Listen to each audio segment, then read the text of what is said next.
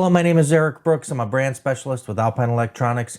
I recently did an install with the PSS-SX01 side-by-side system and a Polaris RZR 4-seater. This thing sounded incredible. So I wanted to take a few minutes and go through the process of the install with you.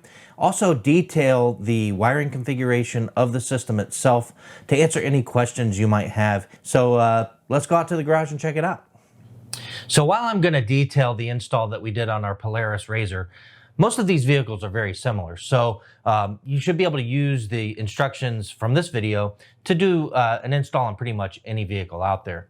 But really what we want to pay attention to are the components of the system. And we'll start with the Bluetooth module. So this allows us to stream music and control volume directly from our smartphone.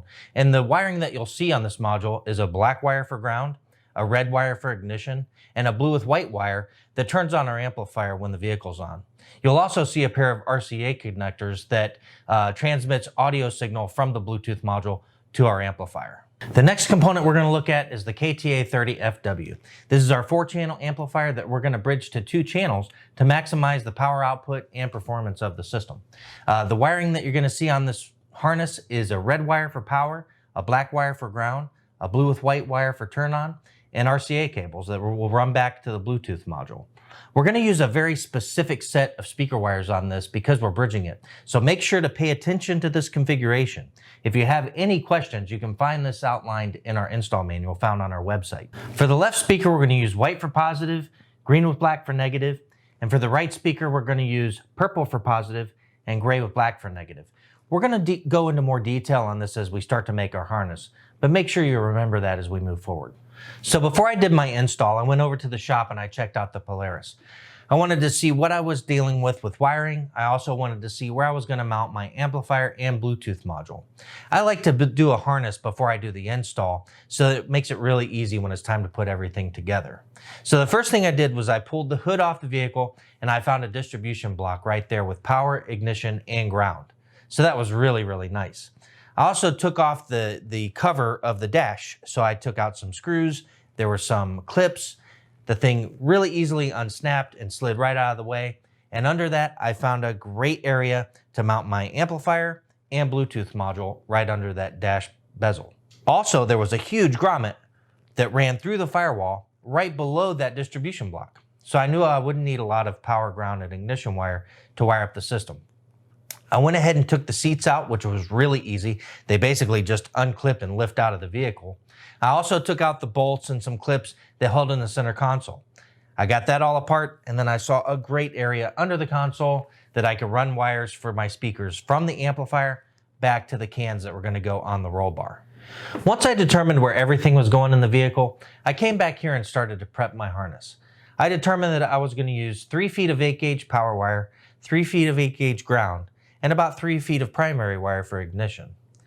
Also, since I was mounting the Bluetooth module and the amplifier really close together, I could connect the blue with white wire from the Bluetooth module directly to the blue with white wire on the amp harness.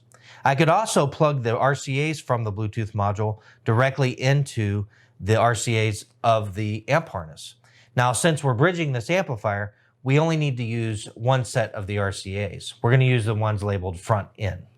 We're going to connect the red and white RCA connector from the Bluetooth module directly to the front in red and white RCA on the amp harness. I tied the ground wire from the Bluetooth module together with the ground wire from the amp harness, connected those to the 3-foot 8-gauge wire that I had for ground. I took the red wire from the Bluetooth module and connected it to that 3 feet of primary wire for ignition. And then I took the red wire on the amp harness and connected that to my 3 feet of 8-gauge power wire to run through that grommet as well. At this point, I'm ready to create my harness. I'm going to solder and heat shrink all of my connections and then test tape everything up and put wire loom on the speaker wires. So let me show you how that worked.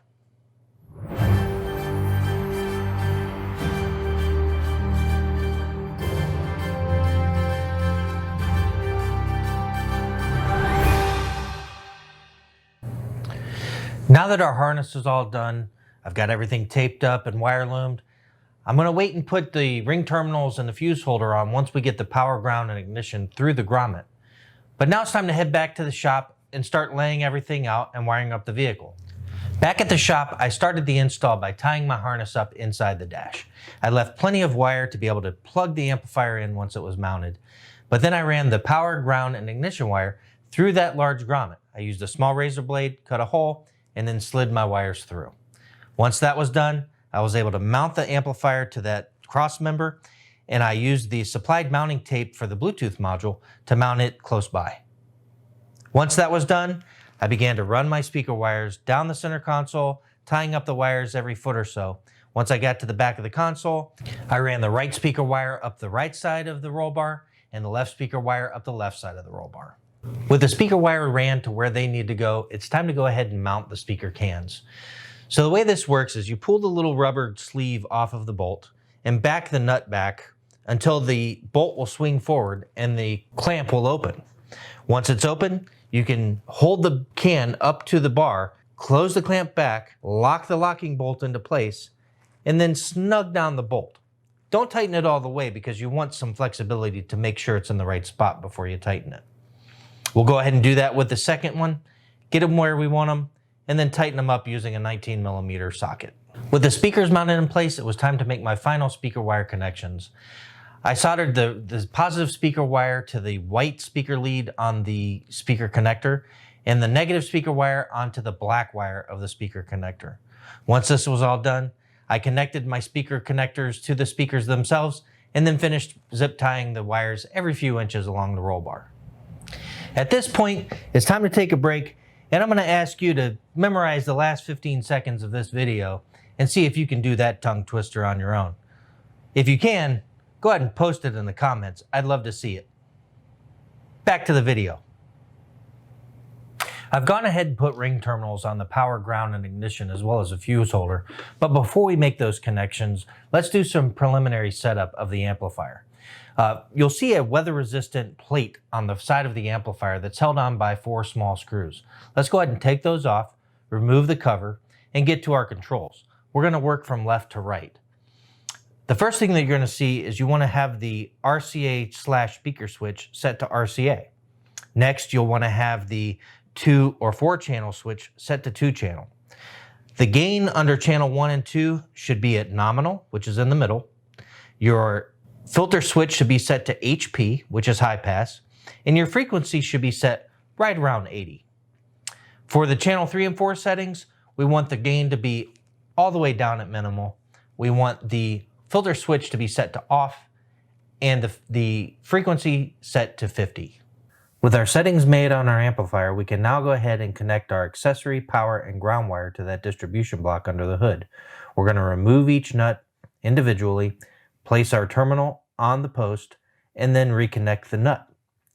Once this is done, we can put in our 30 amp fuse and we're done with our connections. We can go ahead and reconnect our battery terminal and then turn on the vehicle. We're going to pair our phone to the Bluetooth module. We'll see it listed as KCX-BT100 in our Bluetooth settings.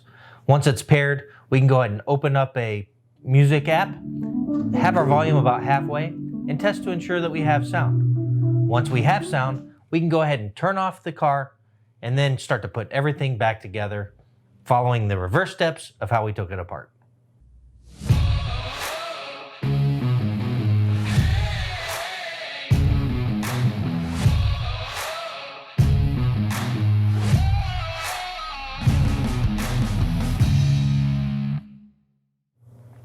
Now that this thing's all back together, we can go ahead and give it a real test and see what it really sounds like.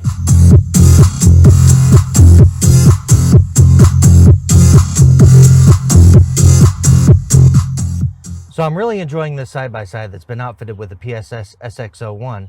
Now it's time to go for a ride and let the Alpine blast. Make sure to like and share this video and follow me on Facebook and Instagram at Alpine Brooks. I'll talk to you next time when we take another inside look.